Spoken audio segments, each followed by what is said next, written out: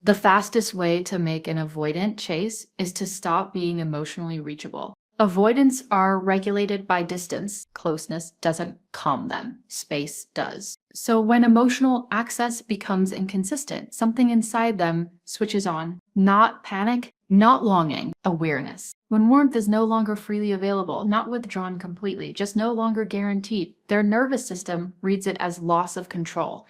And control is how avoidants stay safe. You stop filling the silence. You stop checking in first. You stop explaining what you feel and why you feel it. Not in a dramatic way, in a quiet, almost invisible way. And that's what unsettles them most. Because avoidants aren't used to emotional mystery coming from someone who once felt predictable.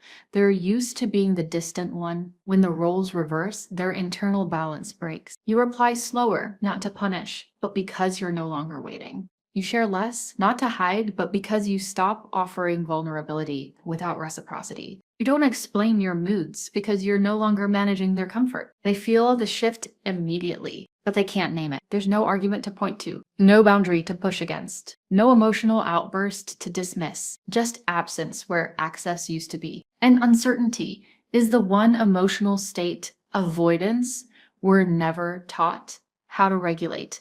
They were taught how to detach, how to rationalize, how to suppress, but ambiguity forces reflection, and reflection feels like exposure, so they lean in. Not because they suddenly understand their feelings, not because they're ready for intimacy, but because distance now belongs to you. This tactic works because it recreates the emotional environment they're wired for. Closeness that feels conditional, connection that feels fragile, attachment that must be monitored rather than felt. It activates pursuit. But here's the part no one says out loud. To maintain this dynamic, you have to become smaller, quieter, less expressive. You have to swallow needs before they reach your mouth. You have to tolerate emotional hunger without naming it. You have to pretend independence when what you actually want is connection. And slowly, without realizing it, the relationship stops being about closeness and becomes about control. They chase because they're dysregulated. You disappear because you're adapting. Silent adaptation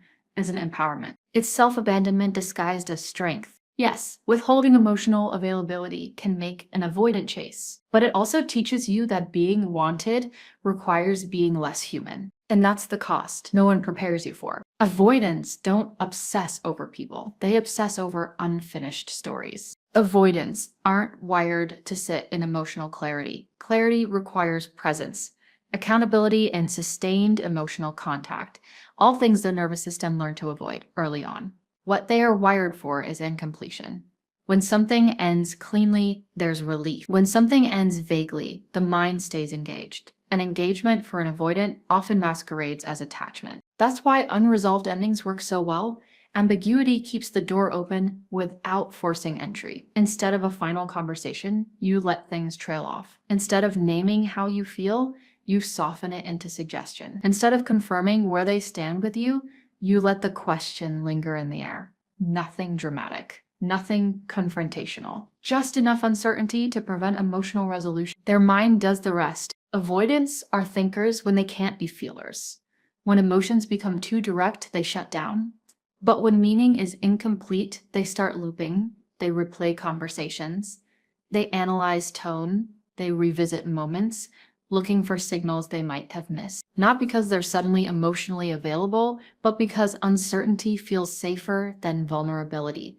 It gives them something to manage. And this is where rumination is born. Their nervous system never learned how to sit inside emotional uncertainty without reaching for control. So instead of asking you directly, they try to solve you internally. They imagine what you meant. They wonder what you're doing now. They question whether the ending was actually an ending at all. The lack of clarity keeps the attachment thread alive long after the interaction ends. But this doesn't create intimacy. It creates cognitive looping. Looping feels like longing. It looks like missing you. It sounds like I can't stop thinking about you. But what they're attached to isn't you. It's the unresolved narrative. The story without an ending. The emotional equation that never balanced. And here's the quiet danger. To keep someone in this loop, you have to stay undefined. You can't ask for clarity without breaking the spell. You can't state needs without closing the loop. You have to remain slightly out of reach, emotionally unspecific, just blurred enough to invite interpretation. Over time, this teaches you to trade truth for tension. The connection becomes sustained, not by mutual presence, but by mental occupation.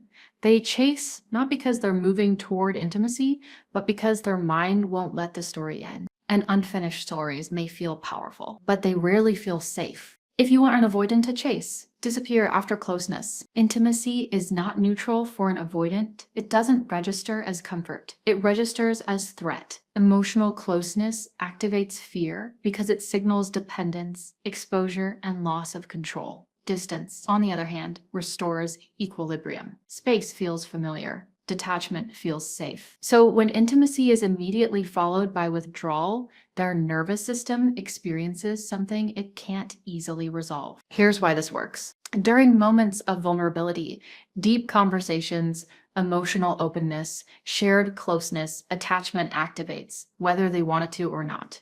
Their body responds before their defenses can intervene. But when you pull away, right after that moment, you remove the safety that usually follows closeness. The nervous system is left suspended. Connection has begun, but regulation hasn't returned. That's the short circuit. They don't have time to detach cleanly. They don't get the emotional decompression they rely on. Instead, they're left holding activated attachment without the distance that usually shuts it down. And that internal imbalance is deeply uncomfortable. So they reach back out, not because they've processed their feelings, not because they're suddenly capable of intimacy, but because their system is dysregulated and returning to you feels like the fastest way to restore balance. This is why the pursuit can feel intense and sudden. They may initiate contact, reopen conversations, or act more emotionally present than usual. From the outside, it looks like progress. From the inside, it's self-soothing. This tactic is effective because it leverages a push-pull dynamic their nervous system already recognizes. Closeness creates activation. Distance creates urgency. Together, they form a loop. The body learns to crave, but this is also where the danger lives. To maintain this dynamic, intimacy must always be followed by withdrawal. Vulnerability becomes a setup rather than a bridge. Connection is no longer something that deepens. It's something that destabilizes. Over time, the relationship stops being about safety and starts being about relief. Each reunion feels intense, charged, meaningful. Not because the bond is secure, but because the nervous system is cycling between activation and release. That cycle has a name: trauma bonding. The attachment grows stronger, not healthier. The pull intensifies, not because love is expanding, but because regulation is outsourced. Both people begin to associate closeness with anxiety and distance with desire. And the cost isn't just theirs. To play this role, you have to weaponize intimacy. You have to retreat when you feel close. You have to disappear when connection starts to feel real. You train yourself to leave at the exact moment you want to stay. Is pulling away after intimacy can make an avoidant chase. But it also turns connection into a trigger. And once intimacy becomes something that hurts, no one leaves unmarked. The moment you stop asking for reassurance, they start offering it. Avoidants are not repelled by connection. They're repelled by emotional demand. Demand feels like pressure. Pressure feels like expectation. And expectation triggers the instinct to pull away. So the people they're most drawn to are often the ones who appear unaffected by them, the ones who don't seem to need clarity, consistency, or reassurance to stay regulated. When you stop asking where this is going, the dynamic shifts. When you stop asking how they feel, the emotional responsibility subtly moves back onto them. When you stop asking what you mean to them, you remove the mirror they were avoiding looking into. Silence, in this case, doesn't create peace. It creates projection. Without questions, they fill in the blanks themselves. They assume confidence where there may be resignation. They read independence where there may be self-protection. They assign value because the absence of need feels rare and unfamiliar in their internal logic. Someone who doesn't ask must be secure. Someone who doesn't seek reassurance must not require it. And someone who doesn't require it must be safe. So they lean in. They volunteer reassurance they never offered before. They check in. They say things unprompted. Not because they've healed, but because emotional demand has been removed from the equation. The relationship suddenly feels lighter, easier, less threatening. But here's the truth. beneath the shift. This isn't security you're signaling, it's absence. You're not calm because you're grounded. You're quiet because you've stopped reaching. And avoidants interpret that quiet as strength because it mirrors their own emotional style. Detachment recognizes detachment. This is why the dynamic feels so deceptive. On the surface, it looks like progress. The avoidant is more present, more expressive, more reassuring. But what's actually happening is a reduction in emotional intimacy, not an increase in emotional capacity. You become safe by being less visible. Your needs don't disappear, they just go underground. You learn to self-soothe in silence. You learn not to ask for what you want. You learn that reassurance comes only when you don't request it. And slowly, the relationship trains you to equate love with emotional minimalism. That's not intimacy. That's avoidance mirroring avoidance. Two people staying connected by saying less, needing less, asking less, not because they're fulfilled, but because asking feels too risky. The bond survives not through mutual support, but through mutual withdrawal. Yes, never asking for reassurance can make an avoidant step forward, but the step is conditional. It only happens as long as you don't step toward them too. And any connection that collapses the moment you express need isn't secure, it's suspended. The worst fear for an avoidant isn't loss, it's being optional. Avoidants are not haunted by abandonment in the way people assume. Loss can be rationalized, distance can be explained. What destabilizes them is something quieter and more threatening, becoming non-essential, being reduced from central to optional, from significant to replaceable, because optionality removes control, and control is how avoidance survives. This is why this tactic works. You don't disappear, you don't block, you don't vanish into silence. You stay visible, but unavailable. Present, but no longer orbiting them. They can still see you living, moving, engaging with the world. They just can't access you the way they used to. You live your life loudly, socially full, romantically open, independently grounded, and you do it without inviting them into it. There are no updates designed for reassurance, no bids for inclusion, no subtle asks to be noticed. Your life expands, and they're no longer at the center of it. That's when the shift happens. They feel themselves becoming non-essential. Avoidants are deeply sensitive to relevance, not because they crave closeness, but because relevance confirms control. When someone's life no longer adjusts around them, something internal destabilizes. They can't tell whether they still matter, and not knowing that is intolerable. So they chase, not toward intimacy, but toward significance. They reach out to reassert their place. They test the connection. They initiate contact, not to deepen closeness, but to confirm they still occupy space in your world. The pursuit isn't about union, it's about reassurance of importance. From the outside, it looks like desire. From the inside, it's regulation. And here's the part most people miss. To sustain this dynamic, you have to keep your life partially closed to them. You can't fully invite them in without restoring their centrality. You can't openly prioritize them without dissolving the tension that drives pursuit. You remain adjacent, never fully accessible. Over time, this teaches you a dangerous lesson, that being wanted requires being withheld. Your independence stops being authentic and starts being performative. Your full life becomes leverage. Your availability becomes a bargaining chip. And connection becomes something to be managed, not shared. Yes, being replaceable but not gone can make an avoidant chase. But what they're chasing isn't closeness, it's their position. And any bond built on the fear of irrelevance will always prioritize control over connection. Your calm is more destabilizing than your tears ever were. Avoidants are conditioned to manage emotions by creating distance, strong emotional reactions. Anger, sadness, pleading, give them something familiar to respond to or withdraw from. They know how to shut down in the face of intensity. What they don't know how to handle is emotional neutrality. Calm without explanation, presence without reaction. When you stop reacting emotionally, the dynamic shifts in a way they can't regulate. No hurt to dismiss, no anger to outweigh, no pleading to rationalize away. The usual feedback loop disappears. Before, your reactions confirmed significance. Your pain proved impact. Your emotional responses reassured them that they mattered, even if the connection felt strained.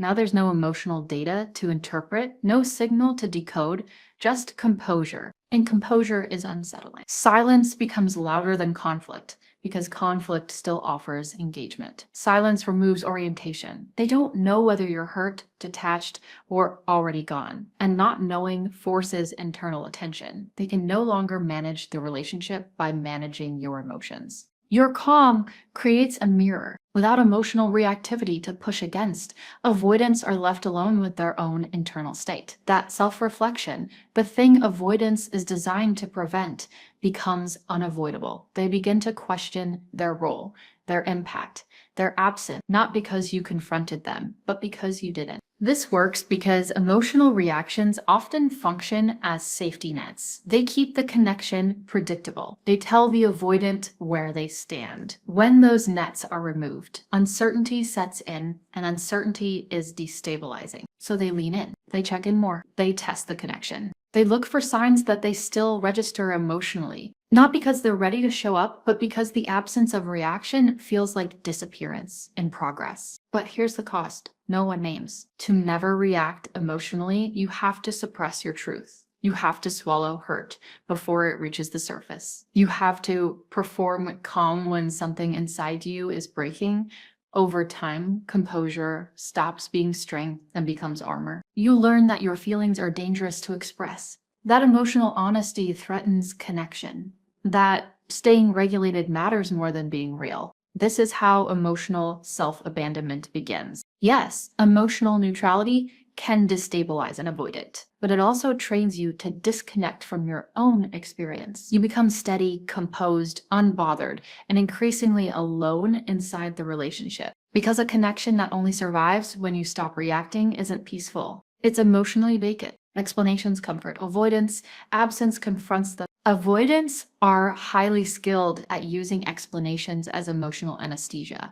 Conversations, clarifications, long emotional breakdowns, all of it gives them something to intellectualize, something to respond to without actually feeling. When you explain why you're leaving, you hand them relief. You give them closure they didn't earn, and emotional processing they didn't have to do themselves. Leaving without explaining removes that protection. When you exit clean, there are no ultimatums to negotiate, no final speeches to analyze, no emotional debts to mentally repay later. There's no argument to reframe, no feelings to minimize, no narrative to rewrite in their favor. Just a clean absence where access used to be. And that's confronting.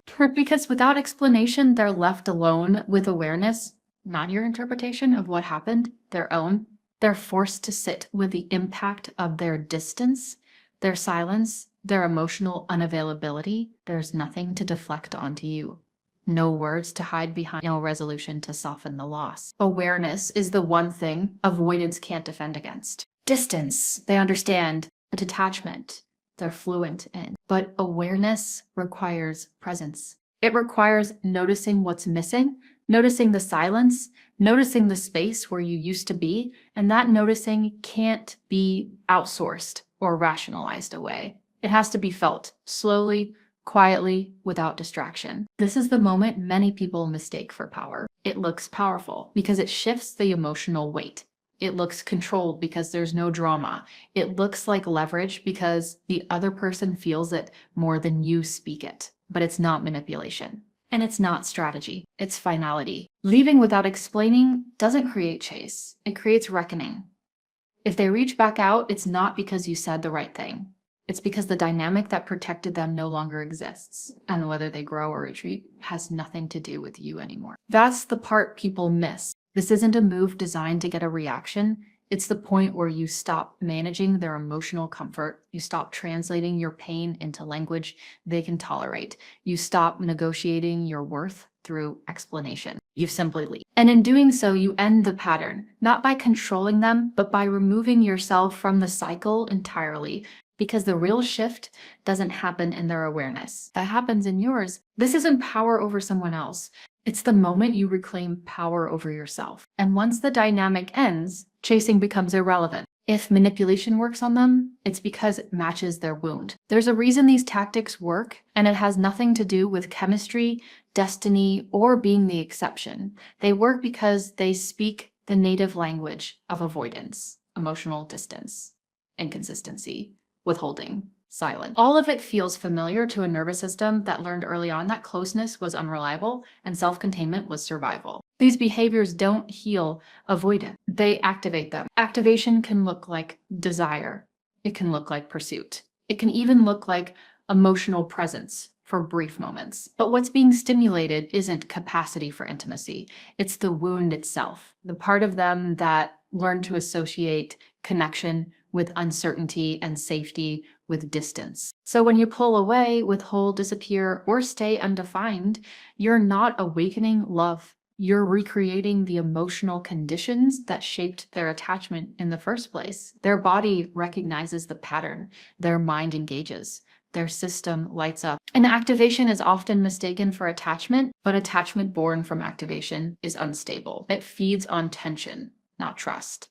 It grows stronger in uncertainty, not safety. And it requires constant maintenance, the right amount of distance, the right amount of silence, the right amount of emotional absence just to stay alive. That maintenance comes at a cost. To be chosen in this dynamic, you have to become less of yourself. You have to be colder when you're warm, quieter when you want to speak, smaller when you need to take up space, less honest when honesty feels risky. You learn to filter your needs, manage your reactions, and ration your vulnerability, all to remain palatable. And that's not connection, that's adaptation. Anyone who has to contort themselves to be desired isn't being chosen, they're being tolerated under specific conditions. The moment you step outside those conditions, the attachment collapses. Because it wasn't built on mutual presence, it was built on emotional absence, aligning just right. This is the truth no one wants to admit. If manipulation keeps someone close, it's because closeness wasn't safe for them to begin with.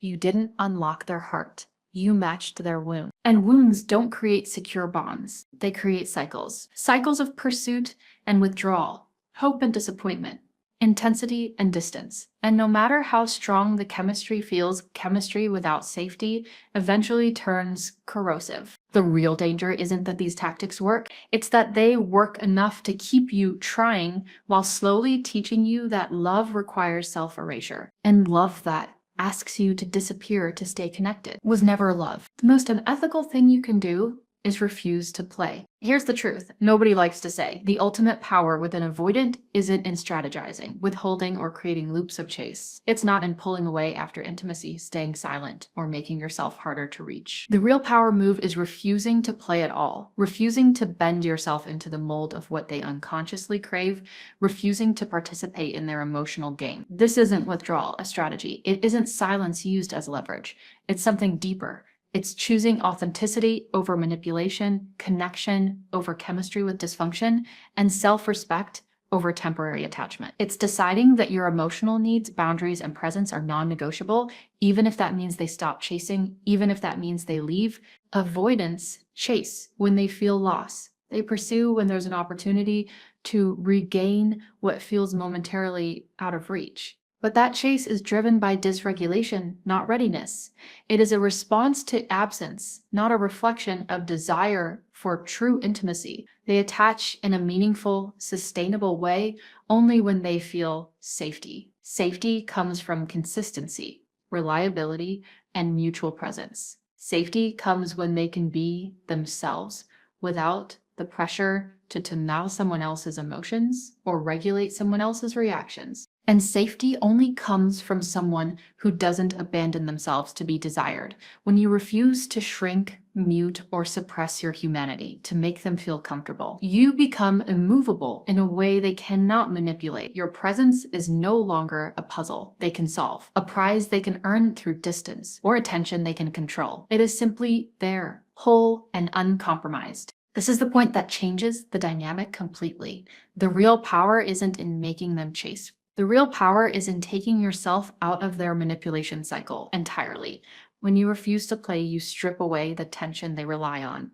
The push-pull loop collapses. the chase loses meaning, and whether they pursue or retreat becomes irrelevant, because you are no longer playing according to the rules they unconsciously set. The irony, of course, is that this kind of refusal often inspires the very thing all the manipulative tactics we're trying to produce. When someone has consistently experienced absence, withdrawal, and emotional games, the presence of a grounded, whole person, someone who does not compromise their integrity, is magnetic. They may chase, they may show attachment, and they may even open up. But this isn't manipulation. This is authentic attraction created by stability, self-possession, and refusal to shrink. And that's the lesson most people overlook. The power in avoidance isn't in forcing someone to pursue. It's in refusing to conform to dysfunction while still being fully present as yourself. That is the ultimate move, the most challenging and, paradoxically, the most effective. It's the power no strategy, no trick, no game can replicate.